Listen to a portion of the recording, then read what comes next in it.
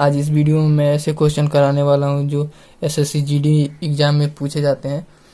तो पहला क्वेश्चन है, यदि मीनार बी की ऊंचाई मीनार ए से 16.2/3% कम है तो मीनार ए की ऊंचाई बी से कितने परसेंट अधिक है।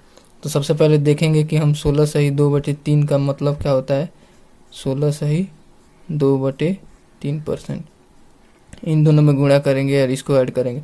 जब 16 में 3 से गुणा करेंगे तो 48, 48 में 2 जोड़ेंगे तो 50 और बटे में 3 गुणा परसेंट का मतलब होता है 1/100, तो परसेंट की जगह पे 1/100 लिखेंगे। जब इसको सॉल्व करेंगे तो 1/6 हो जाएगा। ठीक है, तो क्वेश्चन में क्या कह रहा है कि यदि मीनार बी की ऊंचाई मीनार ए से 16/2/3% कम है, तो मान लीजिए यहाँ पे मीनार ए एंड मीनार बी। अगर हम मीनार ए की ऊंचाई 6 मानते हैं तो मीनार बी की ऊंचाई 5 हो जाएगी। -1 करेंगे। ये -1 मैंने क्यों किया, क्योंकि 6 का 16/2/3% 1 होता है और हमसे क्वेश्चन में बोला क्या गया है, बी की ऊंचाई मीनार ए से 16/2/3% कम है, यानी मीनार बी की ऊंचाई मीनार ए से 1 कम है। ठीक है, क्वेश्चन में पूछा क्या गया है, तो मीनार ए की ऊंचाई मीनार बी से कितने परसेंट अधिक है। तो हम यहाँ पे देखते हैं, तो मीनार ए की ऊंचाई मीनार बी से 1 अधिक है। ठीक है, मीनार ए की ऊंचाई मीनार बी से मतलब 20 के मुकाबले पूछा जा रहा है, तो बटे में 5, ये हो गया हमारा फ्रैक्शन वैल्यू। इसको परसेंट में चेंज करेंगे तो 100 से इंटू करेंगे। जब इसको सॉल्व करेंगे तो 20% हमारा आंसर हो जाएगा, यानी कि मीनार ए की ऊंचाई बी से 20% अधिक है। चलिए नेक्स्ट क्वेश्चन पे चलते हैं। क्वेश्चन नंबर 2 है, यदि राम का वेतन रोहन से 9/1/11% अधिक है तो रोहन का वेतन राम से कितना परसेंट कम है। तो सबसे पहले हम देखेंगे कि 9/1/11% का मतलब क्या होता है।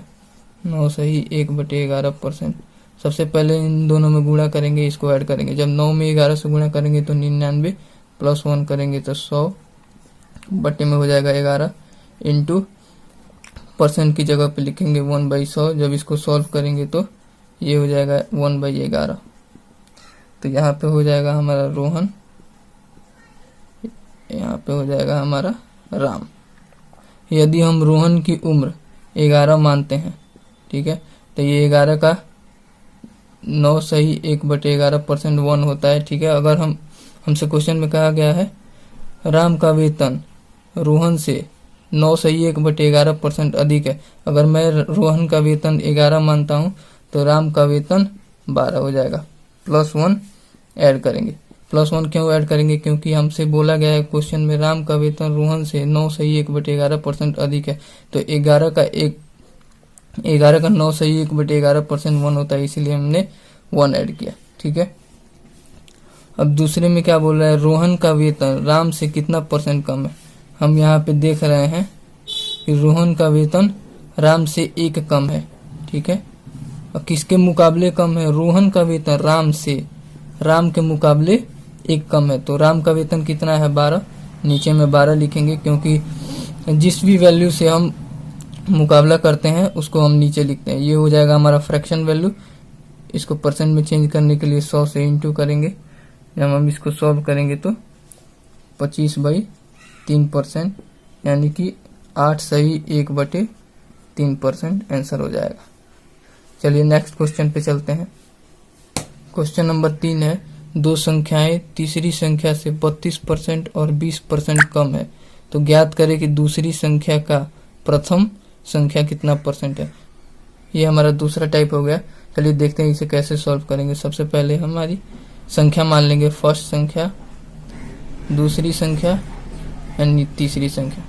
तो मान लीजिए हमारी तीसरी संख्या 100 है, तो यहाँ पे बोल क्या रहा है, तीसरी संख्या से 32% कम है।